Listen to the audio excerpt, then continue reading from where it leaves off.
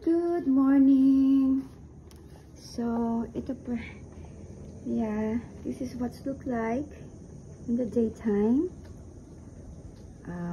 Super hot. My God, I think this is a 42 degrees.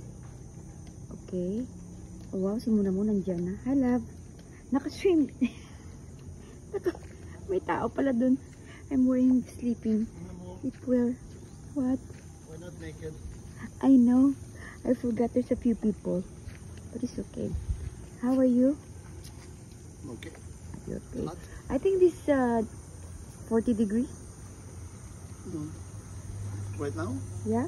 No, right now it's 35, 35. Yeah, so here's our view. Yes. And then later we're going to island hopping. I think the speedboat is right over there waiting na. Super nice. Ang tubig, crystal clear, of course.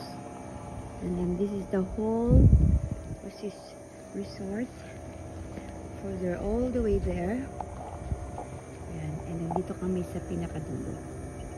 This way. Okay. Magko-coffee kami. See you muna mo. Bye.